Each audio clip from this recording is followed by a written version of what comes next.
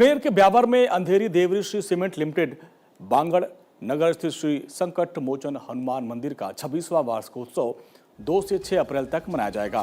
वार्षिकोत्सव कार्यक्रम का शुभारंभ 31 मार्च को अखंड रामचरित पाठ के साथ किया जाएगा।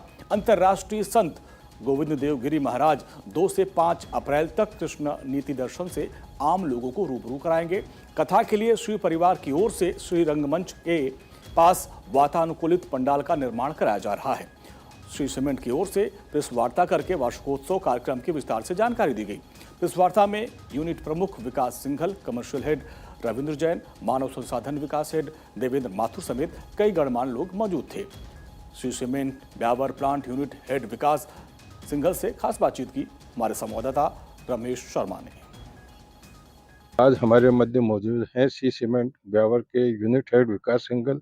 उनसे हम जानना चाहेंगे कि किस प्रकार की तैयारियां हो रही है, इसके अलावा और क्या कुछ यहाँ होने जा रहा है। मंदिर में किस प्रकार का टेम्पल फंक्शन हो रहा है, कौन कौन अतिथि आ रहे हैं। नमस्कार। जैसा कि आपको विदित है कि संकट मोचन हनुमान जी का हर साल वार्षिक उत्सव मनाया जाता है। ये इस बार 26वां वार्षिक उत्सव है। पिछले साल से श्री सीमेंट मैनेजमेंट ने इस वार्षिक उत्सव को अध्यात्म के साथ में जोड़ने का प्रयास किया है कि जिससे कि ज़्यादा से ज़्यादा लोग इस वार्षिक उत्सव का लाभ उठा सकें। इस बार भी प्रतिवर्ष की भांति 2 से 5 तारीख तक हम ये वार्षिक उत्सव का आयोजन कर रहे हैं, जिसमें 2 तारीख को श्री हनुमान जी का, जैसा आप जानते हैं हनुमान जयंती है, तो जन्मोत्सव सेलिब्रेट किया जाएगा। श्री महाराज श्री गोविंद गिरी जी के द्वारा सुबह 5:30 बजे से हनुमान जी के जन्मोत्सव का कार्यक्रम आरंभ होगा। उसमें अभिषेक होगा, हनुमान जी का जन्मोत्सव किया जाएगा। इसी प्रकार डेली जो हमारे गर्भगृह पूजन रहता है, हनुमान जी का 4 दिनों का रामायण पाठ किया जाएगा। वो सारे पूजन सुबह होंगे और शाम को 4 से 7 बजे तक, 2 से 5 तारीख तक। इस बार हम, जैसे लास्ट ईयर हमने हनुमान कथा का विमोचन किया था श्री महाराज गोविंद गिरी जी के सम्मुख से, इस बार महाराज श्री कृष्ण नीति का प्रवचन हमको देंगे।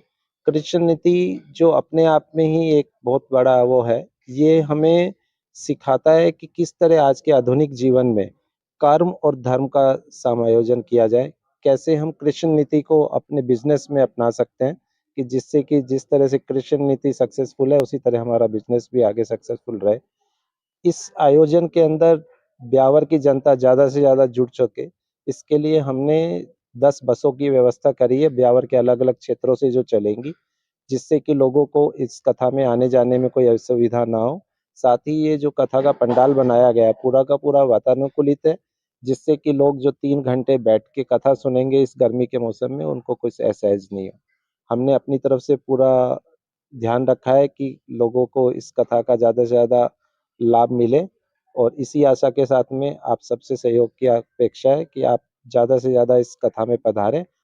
जैसा कि केवल श्री परिवार का ही आयोजन नहीं है, इसमें पूरे के पूरे इंडिया से जितने भी गणमान्य लोग हैं या जो श्री महाराज के अनुयायी हैं, वो सब इस कथा में, सबको निमंत्रण गया है और सबसे निवेदन है कि वो सब इस कथा में भी आएंगे।